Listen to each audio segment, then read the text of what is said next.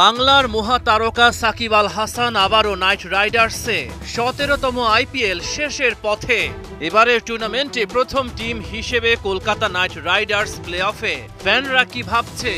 Kolkata night রাইডার্সে কি তবে যোগ দিলেন সাকিব আল হাসান? আসলে এমন নয় ঘটনা। আইপিএল এর দল কলকাতা নাইট রাইডার্সে নয়, এবার সাকিব নাইট রাইডার্সের মেজর লিগ ক্রিকেটের দল লস অ্যাঞ্জেলেস নাইট রাইডার্স ফ্র্যাঞ্চাইজিতে যোগ দিচ্ছেন। বিশ্বকাপের পর ৪ জুলাই থেকে শুরু হবে মেজর লিগ ক্রিকেটের দ্বিতীয় মৌসুম। প্রথম মৌসুমে লস অ্যাঞ্জেলেস ছিল পয়েন্ট তালিকায় ৬ নম্বরে, সবার নিচে।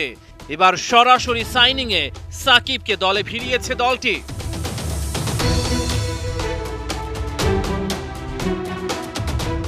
শাহরুখ খানের দল লস অ্যাঞ্জেলেস নাইট রাইডার্স আসন্ন মেজর লিগ ক্রিকেটের জন্য রিটেইন করে রেখেছে Andre Russell, Sunil Narine, Jason রয়দের মতো তারকাকে।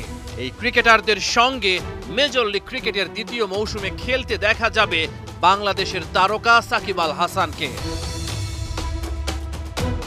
এবারই প্রথম মেজর লিগ ক্রিকেটে কোনো বাংলাদেশি ক্রিকেটারকে খেলতে দেখা যাবে।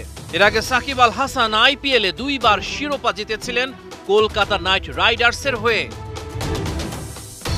২০১১ সালে আইপিএলে শাহরুখের দলের হয়ে অভিষেক হয়েছিল তার। সাকিব আইপিএলে খেলেছেন মোট ৭১টি ম্যাচ, ব্যাট হাতে করেছেন ৭৯৩ রান, বল হাতে নিয়েছেন ৬৩টি উইকেট।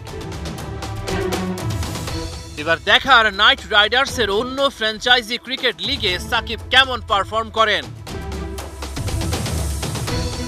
পুরনো সতীর্থ রাসেল, নারাইন দুইজনকেই সতীর্থ হিসেবে পাচ্ছেন সাকিব। গত মৌসুমে দলটির অধিনায়ক ছিলেন নারাইন।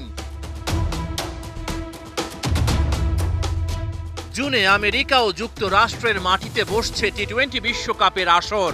ওই বিশ্বকাপে অংশ নিতে এখন আমেরিকায় বাংলাদেশ দল। বিশ্বকাপ শেষ হওয়ার ৪ দিন পর শুরু হবে major league cricket. Rahman pair, ৭১।